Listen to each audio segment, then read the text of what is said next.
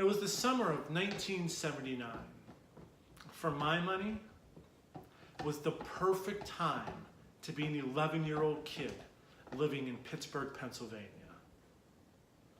See, my beloved Pittsburgh Steelers were just a few months removed from winning their 4th Super Bowl title in just 6 years. And my now much beleaguered Pittsburgh Pirates, well, in 1979, they're in the midst of a pennant run and just a few months away from winning their 2nd World Series title in just 8 years. It was the best time to be alive. As a latchkey kid, I had unfettered access to the entire city, and I knew how to use public transportation. So that meant that everything was a possibility. Maybe this afternoon I would pull on my swim trunks and walk down to the pool with my friends, where we would frolic in an Olympic-sized swimming pool because we had that option. Or maybe we'd walk to the top of the hill and jump on a trolley that would drop us off right outside of Three River Stadium, where my friend's brother would sneak us into the stadium and we could go and watch a Pirate game from the upper deck of Three River Stadium and experience a pennant race in its full bloom. It was the best time to be alive.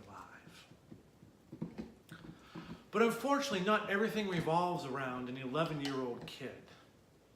To my parents, the summer of 1979 was, well, a time of change. See, 10 years before, the city of Pittsburgh was synonymous with the steel industry. They were the epicenter of the steel industry. But now they were starting to become the capital of the Rust Belt. In the last 10 years, we had gone from being the home of the 5th most Fortune 500 companies to being down to just one. Plants were closing, mills were closing, mines were closing. Our friends were moving away. When my class started kindergarten, we were the biggest class that had started in Mount Lebanon in years. But by the time we graduated, we were the smallest. And by that summer of 1979, we were feeling the losing of our friends. Todd Pfeiffer went to Plano, Texas. Jeff Tyson, Boston, Massachusetts. Mark Haybison, New York City. Russell Perkins, North Carolina. Everything was changing, and to my parents, it was a scary time. Because they knew that the Pittsburgh they had grown up in was not the Pittsburgh I was going to grow up in. They were changing. The Pittsburgh they grew up in was dominated by manufacturing. That in 1969, 1 in 3 incomes in Pittsburgh were generated by manufacturing. And those manufacturing jobs paid 30% more than any manufacturing job across the country. The steel industry and the union contracts drove success and growth for Pittsburgh. But during the 1960s and early 1970s, robotics started to replace steelwork, which is the primary mode of manufacturing steel. And while it drove steel prices down, fortune also drove down the profits of American steel manufacturing. All of a sudden, competition from overseas was a little too much for a lot of American companies. And they went back to their unions and asked, can you please take a pay cut? Can you give us some recessions? But those concessions weren't to be had. And instead, there were lockouts and there were strikes. And people moved, families lost, and the city changed. But to an 11-year-old kid, that summer of 79 that seemed so perfect could only be made better by one thing. What if we didn't have to go back to school? And as luck would have it, that year, 79 was the year that the Mount Lebanon teachers chose to walk out and go on strike. And for a kid, that meant I get to go to the Pirate games all summer and watch a World Series. I get to go to the Trobe and experience training camp with the Steelers. and go to the ice rink. We had our own ice rink, and it was where the Penguins trained, and I could go watch the Penguins train for hockey. It was perfect. To my parents, it was symbolic of the dichotomy of what was and what was going to be in Pittsburgh. And they weren't having it. It's one hot September evening, right around Labor Day, when I should have been going back to school. My dad's younger brother came over for dinner. He was a math teacher in Elwood City, one of the neighboring districts to where we grew up. And he, of course, was a strong proponent of the strike because he understood why they were doing it. And my parents, on the other hand, were strong proponents of why strikes shouldn't happen. And they wanted me to cross the picket line and go back to school. And there was tension. There was fighting. And looking back on it, I can see that the only thing really holding the city together at that time really was the fact that we were the city of champions, that the Steelers had won 4 Super Bowls, that the Pirates had won 2 World Series, and 1979 had turned into We Are Family. The Pirates' theme for that year had galvanized a city that unfortunately had realized that the word hope was a 4-letter word. But in that moment, we could have hope and come together. So for some reason, that night at dinner, my dad decided it was time to bring me into the conversation and asked me, "Son, it's time for you to decide. What do you want to do with the rest of your life?" And I don't know about you, but as an 11-year-old kid, I only knew the stuff that I had seen. There was no internet yet.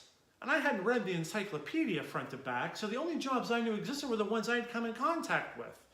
I knew there were doctors and lawyers. Don't need to know why I knew there were lawyers. I knew there were teachers, guys that rode on the back of the garbage truck, and professional athletes. So when my dad asked me, what do I want to do with the rest of my life? I said the one thing that seemed really interesting, I want to ride on the back of a garbage truck. Apparently that was the wrong answer because the laughter was contagious. So I tried again and I said the only other thing that seemed interesting to me, I want to be a teacher. A teacher. And my uncle was elated because not only was he a teacher, but so was his mother. My father hung his head. And after a few moments, he looked up. I could see a single tear cleansing his cheek. He shook his head and said, "I always thought you'd be an accountant." An accountant? An accountant. What's an accountant? Well, it turns out that my dad wanted me to be an accountant because his grandfather had been a comptroller during the Great Depression and had never lost his job. And he wanted to give me stability. He wanted to give me a future that he knew that there would always be bean counters, as he put it. And when he said that, I remember asking him, why do we have to count beans? Because I didn't know any better. Well, I didn't want to disappoint my dad. And I knew how much it meant to him because that was the only time I had ever seen that single tear cleanse his cheek. So at the end of high school, I went to college and I became an accountant. My dad was so proud on graduation day. It only took me 5.5 years to earn that 4-year degree. And I may have graduated in the part of my class that made the top 70% possible, but I graduated. Fortunately, for taxpayers everywhere, the CPA exam made sure that I would have a career in something other than accounting. I remember the day that I told my father, I'm not going to be an accountant. And I remember looking at him and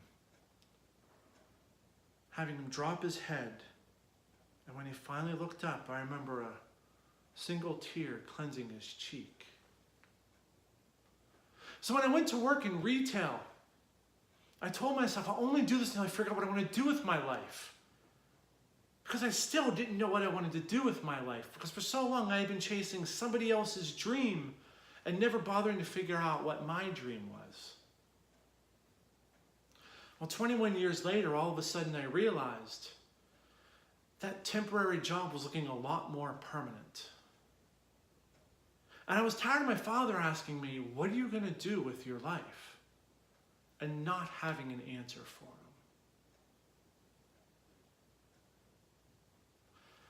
8 years ago, I opened IKEA here in Florida. And I ended up becoming a director of HR. I was comfortable and loved what I did.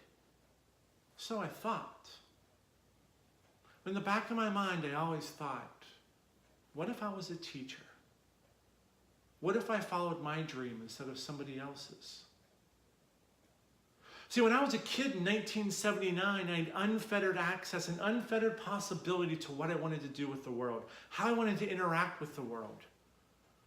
And I never took that opportunity because I knew how much it meant to my father to not be another statistic of a life that was ruined by what happened in Pittsburgh.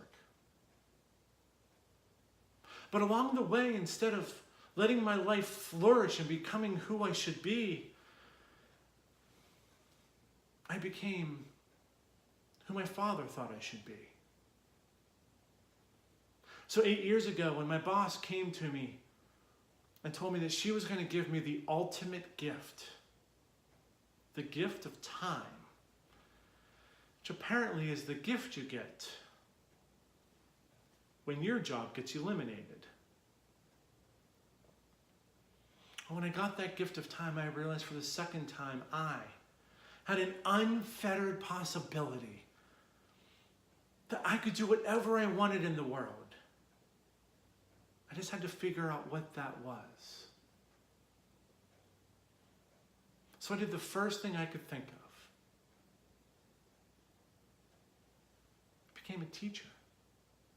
But not a teacher in a school. I found there were other places to become a teacher. I decided to teach companies, teach adults, and teach people how to have unfettered possibility in their life.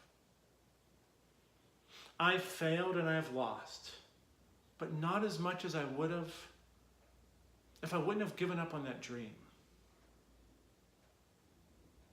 My dad still asks me every time he sees me, what are you going to do with your life?